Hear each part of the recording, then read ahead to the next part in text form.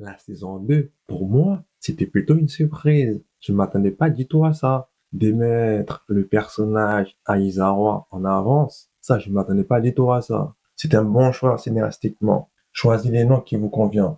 Aizawa, Shuta, Uraze. Je pense que ça prononce comme ça. Aizawa, c'est pas du tout un personnage extrêmement puissant. Bien sûr, c'est pas le niveau All Might. Aizawa, ou un dévore. Il a toujours besoin d'aide pour combattre. C'est ça qui est intéressant. Il ne peut pas tout faire tout seul. La saison 1, ça met un peu de temps à décoller. Quand il dit un peu de temps, c'est pas beaucoup de temps. Dès que vous entamez l'épisode 3, ça décolle direct, hein. C'est juste que le deux premiers épisodes, c'est pas top, top, top, quoi. My Hero Academia Vigilante, c'est pas une série que vous attendez à des combats quasiment tout le temps. C'est pas vraiment sa force. C'est l'histoire qu'elle raconte. C'est vraiment sa force. C'est ça qui rend l'anime stylé. C'est ça que j'aime bien. Il joue aussi à la nostalgie. Chaque fois, je vois les héros tels que All Might, Fat Game, Aizawa. Franchement, ça me rappelle My Hero Academia. J'ai dit, c'est trop stylé. Franchement, ça fait rêver de voir All Might en action. Même si c'est juste quelques secondes, ça fait plaisir de le voir en action. Rentrons dans les vues du sujet. Kyoichi, je pense que ça prononce comme ça. Oh, choisissez les couleurs, choisissez les noms qui vous arrangent. L'alter des Koichi, c'est très simple. Il permet de glisser. Ce n'est pas un alter très puissant. C'est ça qui est intéressant avec son personnage. C'est pas comme Deku, où il a un alter très puissant. Le truc qui rend Koichi intéressant, hein, je pense même pas, il a gagné un combat face à un méchant. Ça j'aime bien. My Hero Academia Vigilante est la preuve vivante. L'héros principal, c'est pas la peine d'avoir des combats épiques, avoir des combats gigantesques, des pouvoirs extrêmement puissants aussi, pour que l'anime soit agréable à regarder.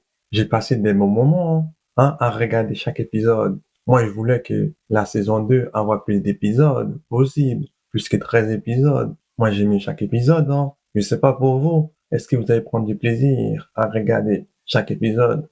Pour moi, c'était mon cas. Moi, je prenais du plaisir. C'est le personnage de Koichi qui rend l'anime un peu spécial. Hein, on voit pas tout le temps à l'écran. Il y a des moments où on le voit pas. Il prend le temps de montrer d'autres personnages pour le développer, tels que Erazen, Captain Celebrity. Ça, j'aime bien. Je n'ai pas dit non plus. C'est une meilleure série 2026. C'est très agréable à regarder, très plaisant à regarder. C'est pas du tout le banger de cette année. L'alter des Koichi, ça fait qu'évoluer. Maintenant, il est capable d'adhérer sous des murs, couler sous des murs, sous des objets, tout ce que vous voulez. Maintenant, il est capable même grimper sur un bâtiment qui fait plus que 5 mètres de haut, 10 mètres de haut, sans tomber. En plus, il est capable de projeter des projectiles avec ses mains. C'est très pratique pour attaquer des adversaires à distance. En plus, Korichi gagne jamais un combat. Je pense dans l'avenir, c'est sûr qu'il veut gagner un combat face à un méchant. Même après 10 ans d'entraînement, Korichi, il arrive même pas à gagner un combat face à un adversaire. Ça, c'est bien. La plupart des shonen, après 10 ans d'entraînement, hein, l'héros principal allait tellement monter en puissance, en power-up, c'est sûr, il allait gagner un combat face à face. Mais là, il a même pas gagné. Comment ne pas penser à Vinland Saga saison 2? Dans la saison 2 de Vinland Saga, il n'y avait pas beaucoup de combats. C'était plutôt l'histoire qu'elle raconte. C'est ça qui est vraiment intéressant. Même s'il y avait des combats, c'était plus vers la fin, il y avait des combats. Franchement, Captain Celebrity, pour moi, c'était plutôt une surprise. Chaque fois que je le voyais à l'écran, je me suis dit, lui, il est là juste pour faire rigoler. Comme dans la saison 2, il y avait pas mal de blagues. À un moment donné, je me suis dit, ce personnage, il n'y a pas grand-chose qu'ils vont raconter avec lui. Il est là juste pour faire rigoler, ni plus ni moins. Parfois, je suis trop pessimiste. Ça, c'est pas bien ça. Franchement, pour moi, c'était inattendu de voir Captain Celebrity d'évoluer de manière positive. Moi, je m'attendais qu'il allait évoluer de manière négative. En plus, ce mec, c'est un dragueur. Il drague tout ce qu'il vaut. C'est incroyable, ces mecs. C'est bien aussi de montrer Captain Celebrity. Il est différent des autres héros. C'est pas que le monde des bisounours. Ça, c'est bien. Captain Celebrity, lui, il va pas sauver des gens, hein, uniquement quand ils sont en danger, hein. S'il n'y a pas des caméras qui sont présentes, il va sauver personne, hein. C'est petit à petit, il commence à évoluer de manière positive. Il y a un moment donné de la série, quand j'ai vu Captain Celebrity a sauvé quelqu'un, il n'y avait pas de caméra. Moi, j'étais choqué.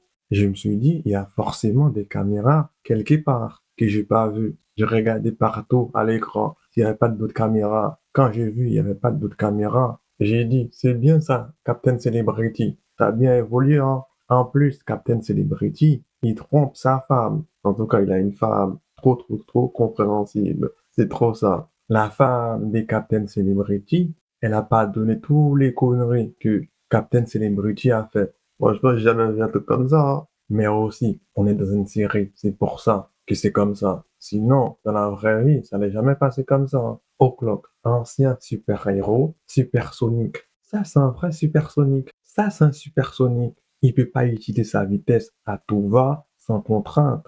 D'habitude, les supersoniques, il peut utiliser la vitesse comme il veut, sans contrainte. Ça, c'est bien de mettre des contraintes à des supersoniques. Comme ça, on sait, il n'est pas quasiment invincible. Parfois, quand les supersoniques perdent des combats, on sait vraiment pas comment ça se fait, ils arrivent à perdre des combats. Dans My Hero Academia Vigilante, tout s'explique. On n'a pas besoin de poser plein de questions, on n'a plus besoin de poser la question comment ça se fait, il a gagné ou pas. Là, c'est bien fait et bien expliqué. Ça, c'est parfait. Numéro 6, il voulait devenir O'Clock. La meilleure façon que numéro 6 a trouvé pour devenir O'Clock, c'est de tuer O'Clock lui-même. Comme ça, il va le remplacer. Comme ça, il y aura personne qui va l'empêcher de devenir O'Clock. Le combat O'Clock et numéro 6, franchement, c'était vraiment badass. C'était vraiment stylé. Il y avait des stratégies qui ont été mises en place. C'était pas du tout la rigolade. Même si O'Clock n'avait pas d'alter, mais il gère grave la situation en mettant des stratégies en place.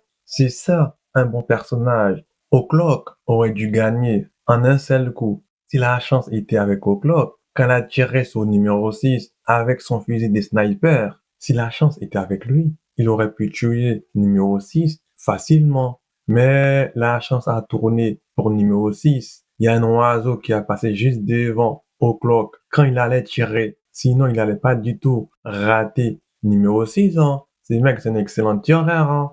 Numéro 6, ces mecs, il aime trop bavarder. Si ces mecs, ils révélaient pas des informations utiles à O'Clock, O'Clock n'aurait pas pu mettre des stratégies en place aussi efficaces que ça pour faire jeu égal avec numéro 6. Comment ça se fait que numéro 6, il a donné des informations à O'Clock?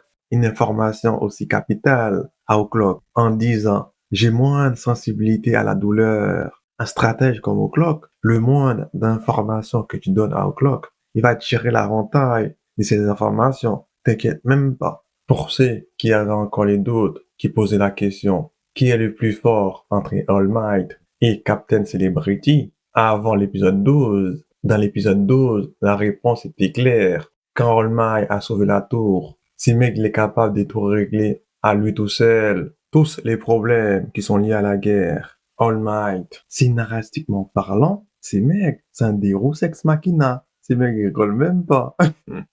Likez et abonnez pour ne pas rater la suite des aventures.